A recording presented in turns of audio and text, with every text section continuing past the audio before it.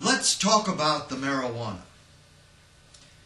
The criminalization of hemp is an American tragedy with global and historic consequences. Cannabis hemp is the longest and most durable natural fiber. From the ages of the Egyptians and Romans until the 1930s, 90% of all ship sales were cannabis hemp. The word canvas is from cannabis. 80% of all heavy textiles were hemp until the 1820s, when the industrial gin permitted cotton to be produced at a lower price. Even so, hemp was the most widely used fiber until the 1930s, when it was renamed marijuana and outlawed as a dangerous drug. Most of those fabrics have been replaced by synthetic fibers patented by DuPont and other petrochemical producers. According to Sherwin-Williams Paint Company, speaking before Congress against the hemp tax transfer law, until 1937, most good paints were made with hemp seed oil. After 1937, most paint used petrochemical oils made with DuPont patents. 90% of all paper was cannabis hemp until 1883. The Gutenberg Bible in the 15th century, Poor Richard's Almanac in the 18th, and Mark Twain in the 19th were all printed on hemp linen paper. It is likely the Declaration of Independence is printed on hemp, though U.S. government archives will not be more specific than to say linen. According to U.S. archives, hemp paper is the most durable and long-lasting, the perfect archival medium. In 1883, DuPont patented the wood pulp sulfide process, making it possible to produce cheap paper from evergreen trees and sulfuric acid, a petroleum byproduct. Unlike the hemp, it decays very rapidly, but it was useful for mass publication, like newspapers. In 1916, a process was patented to make inexpensive pulp paper from hemp. Using modern technology, it could replace our present paper with better paper and would eliminate the acid rain created by the sulfide process. The Agriculture Department stated that 1 acre of cannabis hemp for paper pulp would replace 4 1/2 acres of wood pulp trees. As the biggest user of wood pulp newspaper, William Randolph Hearst's paper manufacturing division stood to lose billions on its pulpwood timber reserves and its control of the paper market with wood pulp sulfide paper. DuPont stood to lose billions on their acid rain producing, forest stripping, oil dependent wood pulp sulfide process. The third party in position to gain or lose was their banker, Andrew Mellon, Secretary of the Treasury. Whether by conspiracy or coincidence, these three united to become the major force to get marijuana prohibited by the government. In 1931, Mellon appointed Harry Anslinger, one of his family, to be director of the new Federal Bureau of Narcotics to lead the crusade against the demon weed. This agency had formerly been his beer-busting G-men, recently put out of work by the repeal of the prohibition of alcohol. Before Congress, Anslinger's testimony was almost entirely newspaper releases from Hearst's newspapers, read aloud in the emotionally charged style of the exaggerated or contrived news called yellow journalism. He declared marijuana was the worst violence-inducing substance known, and implied that its use, and not social injustice, was responsible for the well-known violent tendencies of the Negro and the Latin. On the basis of that mentality, marijuana was outlawed. DuPont and Hearst, in a single move, wiped out their major competitor in paper, textiles, and paint. Secretary Treasury Andrew Mellon was no doubt pleased to deposit the fruits of their good fortune into their accounts at the Mellon Bank of Pittsburgh, which he happened to own. Curiously, not only petroleum products increased in value by outlawing hemp. In several states, the useful crop was replaced by tobacco, which has no use except as a drug, no medicinal value whatsoever, and has been admitted by the government to be a leading cause of death in America.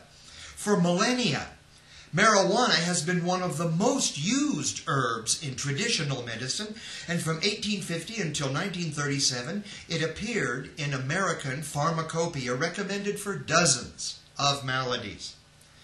Testifying against the 1937 Marijuana Tax Act, representatives of the American Medical Association declared, "It is all a Hearst media scare intended to control Mexicans and Negroes, and once the active ingredients are isolated, it will likely be the miracle drug of the age."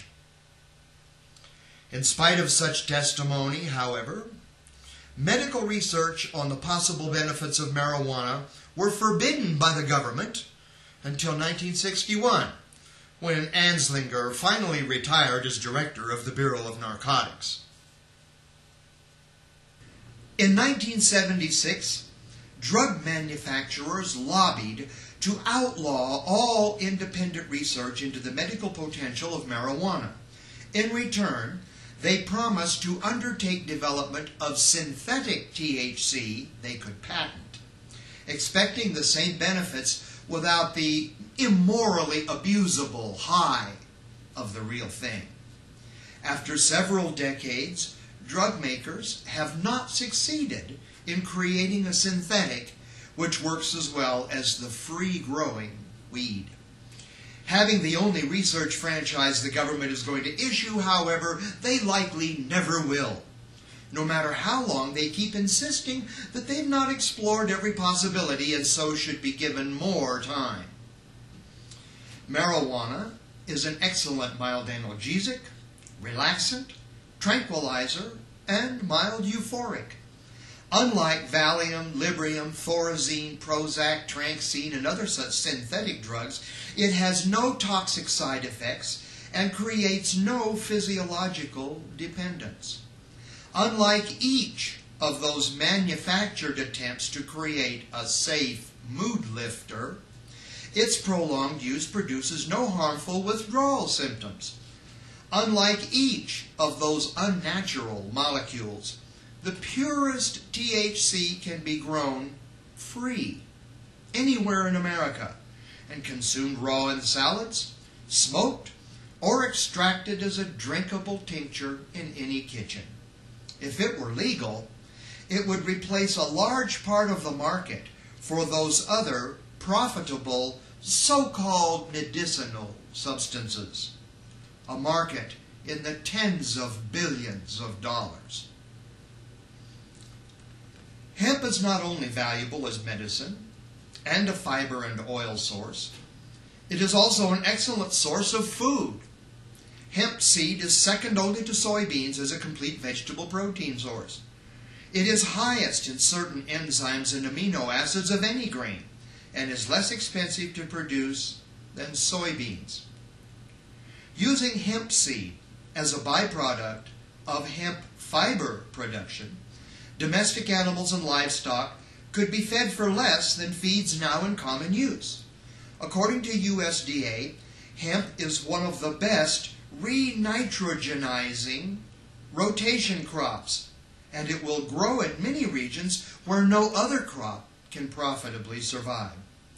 As a source of biodiesel oil, it greatly outproduces the corn being favored by our government, and as a nitrogen fixer, it does not require the river-polluting industrial chemical fertilizers corn needs, and it actually enriches the soil. The same crop, which produces more oil than corn from its seeds, at the same time will produce fiber for superior paper equaling 4 times the acreage in wood pulp pine trees. Many third world countries today could solve both their livestock food problems and dependence on many petroleum-based products by growing hemp. How does the U.S. government react to that news? By a systematic program of misinformation, suppression of positive evidence, and the deliberate omission of the truth in presenting the subject to the American people, to students, legislators, and to the world. In the third world, U.S. foreign aid, loans, and military aid are directly tied to the willingness of leaders to impose restrictive drug control over their people. When American-imposed raids on their private lives cause those people to voice their objections, the CIA and the DEA are sent in to identify rebellious, anti-government drug traffickers. The first time a dissenter points out that the ones who profit by the action are the American capitalists, he is declared a leftist, and military advisors are called in. When somebody voices his objection loudly enough, he is called a terrorist, and America sends in the security fleet. Nations which submit themselves and their people to the anti-drug activity find their fields sprayed with paraquat, a defoliant agent like Agent Orange, which the American government knows is poisonous. Their law enforcement agencies are militarized, and their citizens are rounded up and searched by armed troops. The heirs of the Mellon, Hearst, and DuPont conspiracy don't want people to know about the beneficial aspects of marijuana or hemp, but they do want people to know about the law enforcement problem and its effects on the morality of their children. When powerful people in position to profit persuade legislators to make marijuana a felony, they may then assert that marijuana is making felons of our children, and nothing must be spared to protect them from that. Regardless what may be said about the desirability of marijuana as a recreational drug or its usefulness in therapeutic medicine, it is clear that the benefits of the many products of hemp far outweigh whatever harmful effects have ever been documented in the many decades of study of this plant. Unfortunately, it is precisely because of the ability of hemp products to perform successfully against several powerful competing industries that it is kept illegal.